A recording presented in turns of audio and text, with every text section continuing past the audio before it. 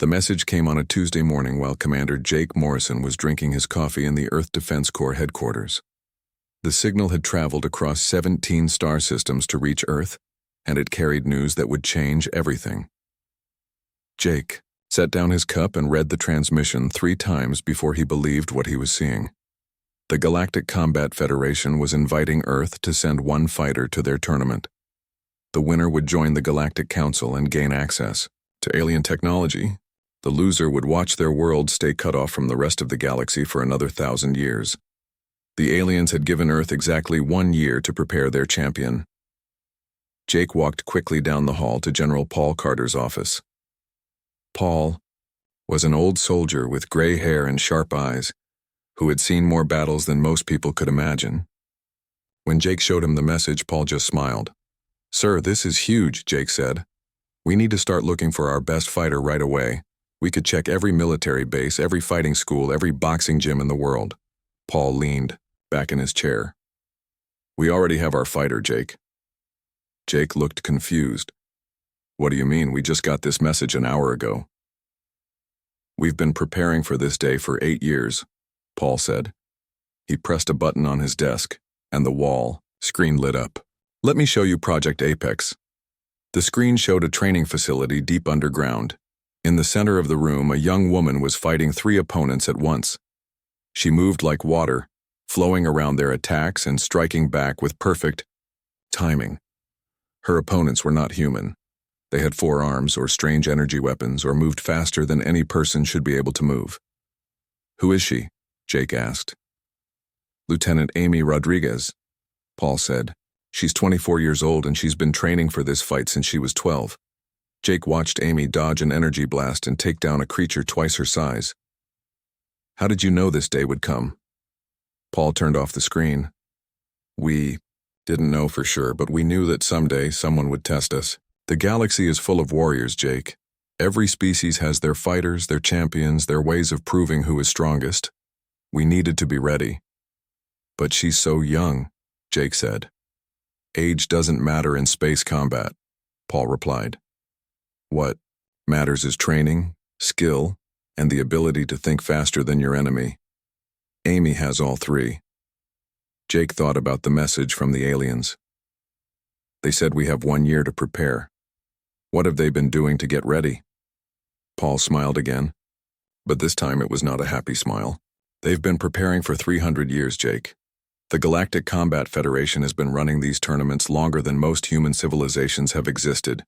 They know every fighting style, every weapon, every trick that works in zero-gravity combat. Then how can we win?" "Because they don't know us," Paul said. "They've been watching Earth for decades, but they only see what we let them see. They think they understand human fighting. They think we're just another species that relies on strength and simple tactics." Jake looked at the blank screen where Amy had been fighting. "And Amy is different?" "Amy is something they've never seen before," Paul said. "She doesn't fight like a human. She doesn't fight like any single alien species either. She fights like all of them combined, but with something extra that only humans have." "What's that?" "The ability to learn and change in the middle of a fight," Paul said. "Other species train for years to perfect one style of combat. Amy has mastered 12 different alien fighting styles and created 3 new ones that mix them together." Jake was quiet for a moment. "What happens if she loses?" Paul's face became serious. "Then Earth stays alone in the universe. No alien technology, no space travel beyond our solar system, no contact with other civilizations. We become a museum, piece, something for the aliens to study from far away. And if she wins, then humanity joins the galactic community as equals. We get access to faster-than-light travel, alien science, and trade with 43 different species. More importantly, we prove that humans belong among the stars." Jake looked out the window at the blue sky above the military base. Somewhere, up there, alien ships were probably watching and waiting. "Does Amy know what's at stake?" "She's always known," Paul said. "That's why she's been training so hard for so long. Every day for 8 years she's been preparing for one fight that will last maybe a few minutes but will determine the future of our entire species." "I'd like to meet her," Jake said. Paul shook his head. Not yet. Amy needs to stay focused on her training. There will be time for introductions after she wins. You sound very confident. Paul stood up and walked to the window. Jake, I've watched Amy fight simulated battles against every known alien warrior type. She's lost exactly 7 times in the past year, and each time she learned something new. The aliens think they're sending their best fighter to crush a weak human.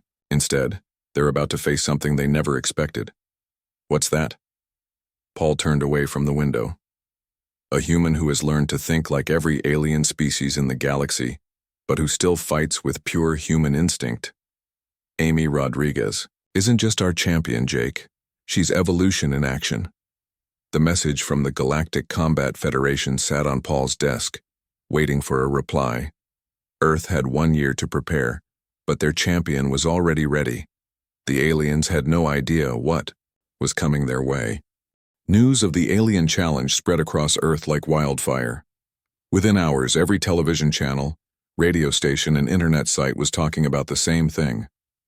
Humanity had been invited to fight for their place in the galaxy, and they had 1 year to choose their champion. President Linda Hayes called an emergency meeting with world leaders. Prime ministers, presidents, and military commanders from every nation gathered in Geneva to discuss who should represent the human race. The argument started immediately. We should send our strongest boxer, said the representative from America. No, we need a mixed martial arts fighter, argued the delegate from Brazil. What about our special forces soldiers, suggested the British Prime Minister. The debate went on for hours. Every country wanted their best fighter to have a chance. Wrestling, champions, martial arts masters, and military heroes all volunteered to save humanity. Training camps opened around the world as fighters prepared for selection trials.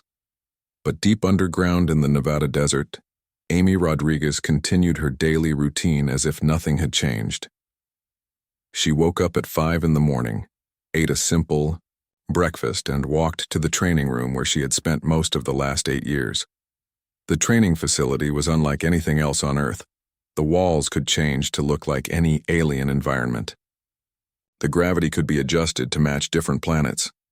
The air could be made thicker or thinner to simulate various alien worlds. Most importantly, the holographic projectors could create perfect copies of alien warriors for Amy to fight against.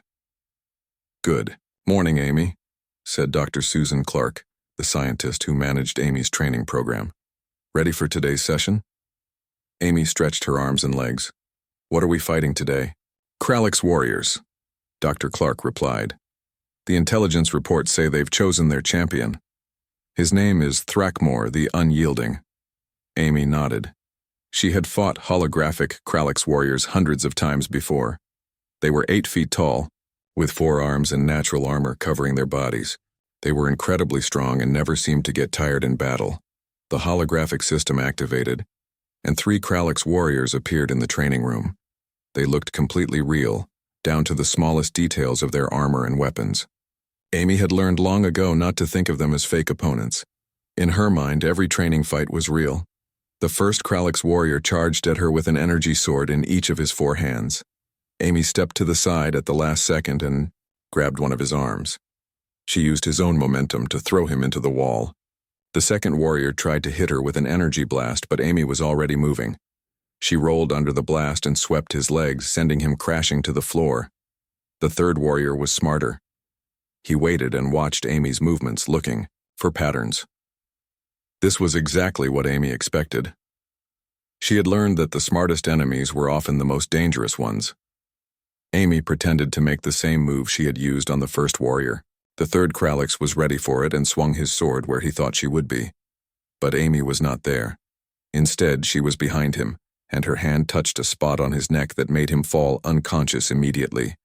Excellent work, Doctor, Clark said as the holograms disappeared. Your time keeps improving. Amy wiped sweat from her face. How long this time? 42 seconds for all 3 opponents. Amy frowned. Still too slow. The real fight might be over in 30 seconds, or less. While Amy trained in secret, the alien chosen champion was also preparing. On the planet Kralix Prime, Thrackmore the Unyielding practiced in the sacred combat halls that had been used for 1,000 years. He was the greatest warrior his species had ever produced, and he had never lost a single fight. Thrackmore stood in the center of the training hall, holding 4 different weapons. Masters from across the galaxy had come to teach him new fighting techniques. A Vorthak mind warrior showed him how to predict his opponent's next move. A Zenithii energy master taught him how to use the environment as a weapon. A Druxi speedfighter demonstrated attacks too fast for most eyes to follow. "The humans are weak," said Master Krelvox, an old Kralix warrior who had trained champions for decades. "They have no natural armor, no energy abilities, no special advantages. They rely only on primitive weapons and basic fighting skills." Thrackmore practiced a combination attack that used all 4 of his arms at once. "What do the intelligence reports say about their fighting styles?" "Simple and predictable," Master Krelvox replied. "They punch and kick like most primitive species. Some use basic weapons like swords and guns. Their military tactics are straightforward and easy to counter." Thrackmore smiled, showing teeth that could bite through metal. "Then this will be the shortest fight in tournament history." "Do not become overconfident," warned Master Yiltar, a Vorthak telepathic trainer. "Humans have survived on their planet for thousands of years. They must have some survival skills." "Survival skills are not the same as warrior skills," Thrackmore said. "I have studied the recordings of human fighters. They are strong for their size, but they lack technique. They fight with emotion instead of discipline." The alien masters nodded in agreement. Every species in the galaxy knew that emotional fighting led to mistakes, and mistakes led to defeat. The humans would fall quickly once the real combat began.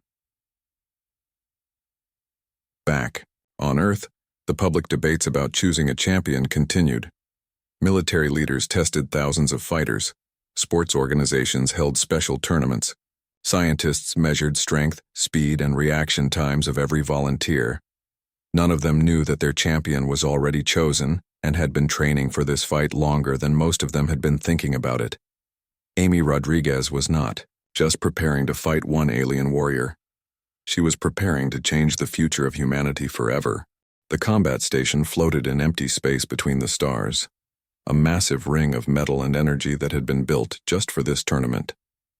It was bigger than any space station humans had ever seen, with room for thousands of alien spectators, and the most advanced combat arena in the galaxy. Amy Rodriguez looked out the window of the human transport ship as they approached the station. She had never seen so many different alien ships in one place. There were sleek Vorthak vessels that seemed to bend light around them, massive Kralix war cruisers covered in weapons, and dozens of other ship designs from species she had only read about in intelligence reports. "Nervous?" asked Captain Lisa Hayes, who was Amy's official handler for the mission. Amy shook her head. "Just focused." Lisa studied Amy's face.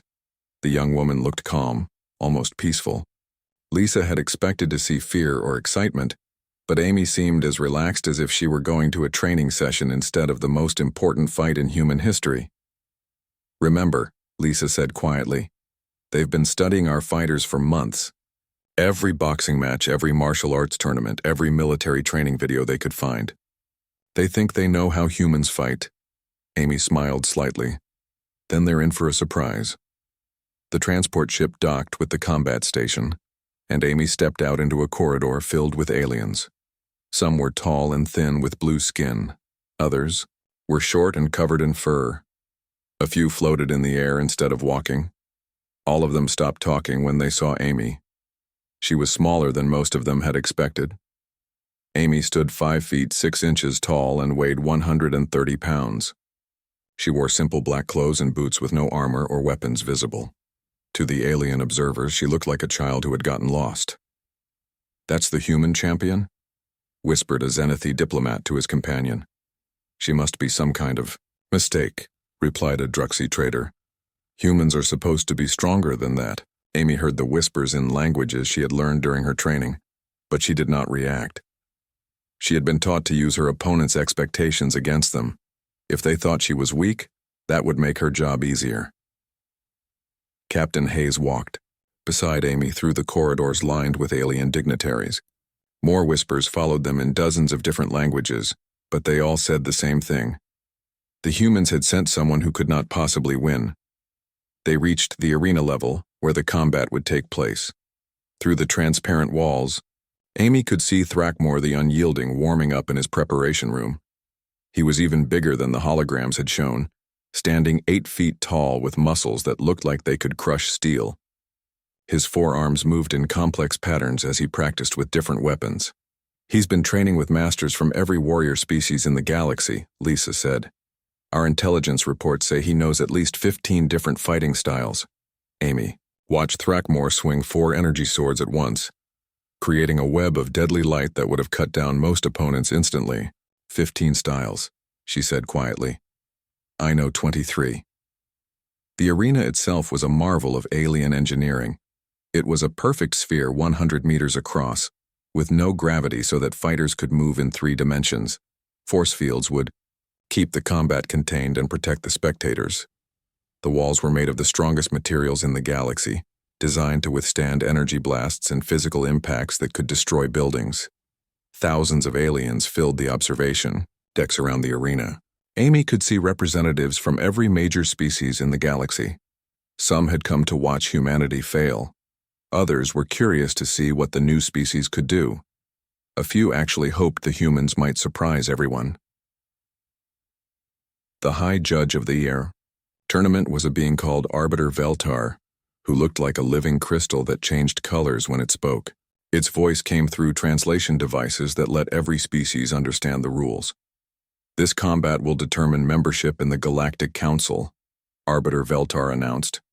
"Single combat, no time limit, victory by submission or incapacitation. The gravity will be set to Earth standard to ensure fairness." Amy appreciated that small favor. Fighting in Earth gravity would make some of her movements easier, though she had trained in zero gravity and high gravity as well. Betting odds appeared on screens throughout the station. The most optimistic prediction for Amy gave her 3 minutes before she would be defeated. Most bets said she would last less than 1 minute. A few cruel observers were betting on how many seconds she would survive. "The human looks so small," said a Vorthok noble to his friends. "This will be over quickly." "I almost feel sorry for them," replied a Zenithii merchant. "They traveled so far just to lose so badly." Amy floated toward the center of the arena, where she would meet Thrackmore. She closed her eyes for a moment and thought about all the years of training that had led to this point. Every simulation, every defeat, every lesson learned from fighting alien opponents that no other human had ever faced. She opened her eyes and saw Thrackmore entering the arena from the opposite side. He carried 4 different weapons and moved with the confidence of someone who had never lost a fight. His armor gleamed under the arena lights, and his weapons hummed with deadly energy. The alien crowd grew quiet as the 2 fighters approached the center of the arena. This was the moment they had all come to see. The greatest warrior in Galactic history against a human who looked like she should be in school instead of in combat. Amy took her position and waited for the signal to begin. She looked small and helpless compared to her massive opponent, exactly as she had planned. Thrackmore smiled, showing teeth that could bite through metal. He was ready to end this fight quickly and show the galaxy that humans did not belong among the stars. The opening signal was about to sound. In a few seconds, Amy would either prove that humanity deserved to join the galactic community, or she would fail and doom her species to isolation for another 1,000 years. She had trained 8 years for the next 30 seconds. The opening signal rang across the arena like thunder. The moment it sounded, Thrackmore exploded into action with the fury of a living weapon. All 4 of his arms moved at once, firing energy blasts from different directions to create a deadly web that should have trapped Amy in the center with no escape. But Amy was not there anymore. She had moved the instant before the signal sounded, reading Thrackmore's body language and predicting his first attack. While he fired at where she had been, Amy was already flowing through the air like water, using the arena's curved walls to redirect her movement in ways that seemed impossible. The alien crowd gasped. They had expected to see the human crushed immediately. But instead they watched her slip through attacks that should have been unavoidable. Amy moved like no human they had ever seen recorded. She moved like no single species they knew. Thrackmore's tactical computer was built into his armor, designed to predict enemy movements based on known fighting patterns. It analyzed Amy's first 3 seconds of movement and provided targeting, solutions for his weapons. But when he fired at where the computer said she would be, Amy was somewhere else entirely. She was not moving like a human. She was not moving like any single alien species either. Her movement combined Vorthak temporal displacement theory with Zenithy energy flow principles, wrapped around something that was purely human but had never been seen before. "Impossible," whispered Master Krelvox from the observation deck. "She moves like she knows what he will do before he does it." At 5 seconds, Amy was still untouched by any of Thrackmore's attacks. The Kralix warrior began to realize that his opponent was not what his intelligence reports had described. This human was something new, something his trainers had never prepared him for. Thrackmore changed his strategy. Instead of trying to hit Amy directly, he began firing energy blasts to herd her toward the arena walls where she would have fewer escape routes. It was a smart tactic that had worked against every opponent he had ever faced. Amy saw the trap coming and smiled. She had fought this exact strategy in simulations hundreds of times, but instead of avoiding the walls, she used them. Her feet touched the curved surface and she pushed off, not away from Thrackmore but directly toward him, using the momentum to accelerate faster than should have been possible. At 10 seconds, Amy was inside Thrackmore's defensive perimeter for the first time. The Kralix warrior swung 2 energy swords at her in a cross pattern that would have cut most opponents in half. Amy twisted her body in midair, passing between the blades with inches to spare. As she passed, her hand touched Thrackmore's wrist in a way that looked gentle, but made his left sword shut down completely. "How did she do that?" demanded a Druxy, engineer from his seat. "Those weapons don't have external power switches." Amy had studied Kralix technology for years. She knew exactly where their equipment was vulnerable, and she knew pressure points on Kralix anatomy that even they had forgotten existed. Her training had not just been about fighting, it had been about understanding her enemies better than they understood themselves.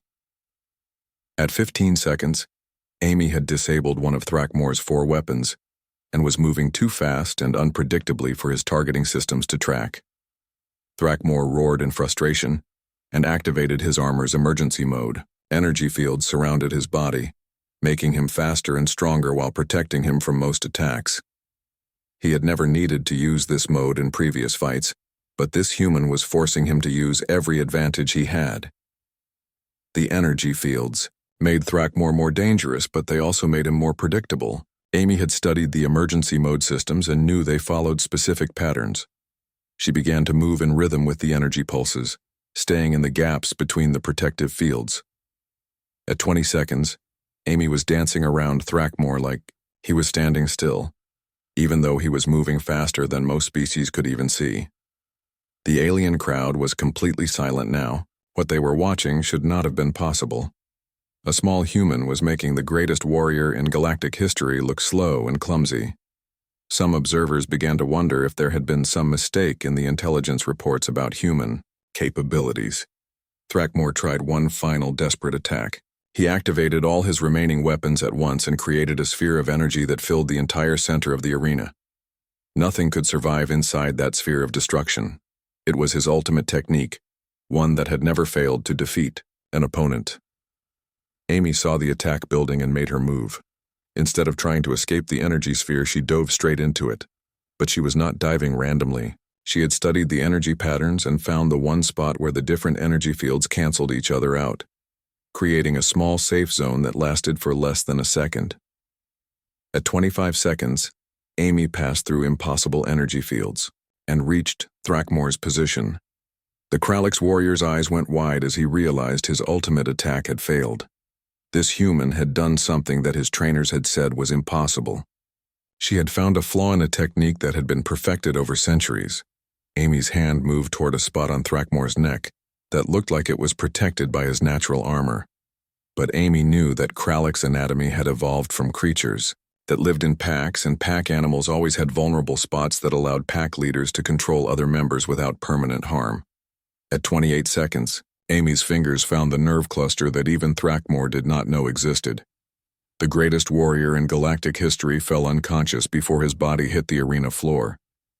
The combat station was completely silent, except for the hum of life support systems. 43 different species stared at the arena in shock, trying to process what they had just witnessed. Amy Rodriguez floated in the center of the arena, breathing normally and showing no signs of injury or fatigue. She had defeated the undefeated champion of the galaxy in under 30 seconds, and she looked like she could do it again immediately if necessary. The silence stretched on as thousands of alien minds tried to understand how everything they thought they knew about humans had just been proven wrong. The silence in the combat station lasted for what felt like hours, but was actually only 30 seconds. Thousands of aliens from 43 different species stared at the arena floor where Thrackmore the Unyielding lay unconscious, defeated by a human who looked like she could barely lift his weapons. Then chaos erupted. Alien voices filled the air in dozens of languages, all asking the same questions. How had this happened? How had the greatest warrior in galactic history fallen so quickly? What kind of creature was this human who moved like liquid fire and struck like lightning? Arbiter Veltar, the crystalline High Judge, pulsed with confused light patterns as it tried to process what had just occurred. Its voice echoed through the translation systems, sounding uncertain for the first time in centuries. "The combat is concluded," Veltar announced. "Victory to the human representative. Earth is hereby granted immediate membership in the Galactic Council." Amy floated in the center of the arena, completely calm while the alien crowd went wild around her. She looked up at the observation decks where species that had ruled the galaxy for thousands of years were staring at her with a mixture of fear, respect, and amazement. Captain Lisa Hayes was the first human to reach Amy as she exited the arena. Lisa's face showed the same shock that everyone else was feeling, but she managed to keep her voice steady. "How?" Lisa asked quietly as they walked toward the human delegation area. "Our intelligence said Thrackmore had never lost a fight in 47 years. How did you beat him so fast?" Amy accepted a towel from her support team and wiped sweat from her face. For the first time since entering the combat station, she allowed herself to smile. "They spent 2 years preparing to fight the strongest human," Amy said. "Instead, they got the smartest one who learned to be strong in ways they never imagined." "But that nerve cluster you hit," Lisa continued.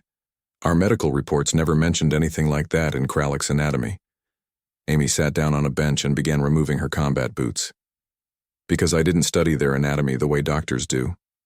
I studied their neurology, their energy flow patterns, their pressure point distribution theory. Then I combined it with Vorthak telepathic targeting techniques and Zenithii precision methods." Lisa looked confused. "I don't understand."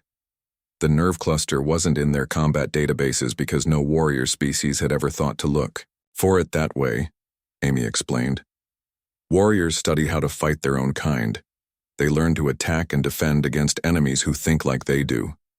But I studied how to fight everyone else." Across the station, alien diplomats were already forming lines to introduce themselves to the human delegation. Species that had ignored Earth for decades were suddenly very interested in establishing trade relationships and military alliances. Dr. Marcus Webb, Earth's chief diplomat, found himself surrounded by alien ambassadors who wanted to know more about human capabilities. A tall Vorthak noble approached him with obvious nervousness. "Your warrior," the Vorthak said through his translator. "She moved like she could read minds. Does she have telepathic abilities?" Dr. Webb smiled politely. "Amy Rodriguez is completely human. No genetic modifications, no telepathic powers, no cybernetic enhancements." "Then how did she predict Thrackmore's attacks?" asked a Zenithii merchant who had lost a fortune betting against the humans. "Training," Dr. Webb replied simply. 8 years of intensive training against simulated opponents from every known species. The aliens exchanged worried glances. If humans could become this dangerous through training alone, what would they be capable of with access to galactic technology and resources? Meanwhile, in the medical bay, Thrackmore was slowly regaining consciousness. The first thing he saw was Master Krelvok standing beside his bed looking older than his 800 years. What happened? Thrackmore asked weakly. You lost, Master Krelvok said quietly. In 28 seconds. Thrackmore tried to sit up, but found his body still recovering from whatever the human had done to him. That's impossible. I used every technique you taught me. I activated my emergency systems. I even used the energy sphere. And none of it worked, Master Krelvok said. She moved through your attacks like she had seen them all before. How could she know our techniques? Humans have never fought Kralliks, warriors before. Master Krelvox was quiet for a long moment. Because she didn't learn to fight like a Krallix. She learned to fight like everyone. That human studied every species in the galaxy and found ways to combine our techniques with something uniquely human. Back in the human delegation area, Amy was finally able to rest while Captain Hayes handled the flood of interview requests from alien journalists. News of humanity's victory was already spreading across the galaxy at the speed of light. On Earth, celebrations had erupted in every major city. Humans danced in the streets knowing that their species had just earned a place among the stars. The isolation was over. The future was beginning. But Amy was already thinking ahead. The tournament had been just the first test. Now that humanity was part of the galactic community, there would be new challenges, new enemies, and new opportunities to prove that humans belonged among the stars. General Paul Carter's voice came through Amy's private communicator from Earth. Congratulations, Lieutenant. You've changed the course of human history. Thank you, sir, Amy replied. But this was just the beginning. The galaxy is going to be watching us very carefully now. They'll want to know what else humans can do. And what will you tell them? Amy looked out the window at the alien ships surrounding the combat station. Each one represented a different species, a different way of thinking, a different set of challenges to overcome. I'll tell them that they haven't seen anything yet, Amy said. Humans don't just adapt to new situations, General. We evolve past them entirely. The galaxy had prepared for years to beat her. She had won in under 30 seconds. And in doing so, she had announced to 43 alien civilizations that humanity was not just another species seeking membership in their club. Humanity was evolution in action, and the galaxy would never be the same again.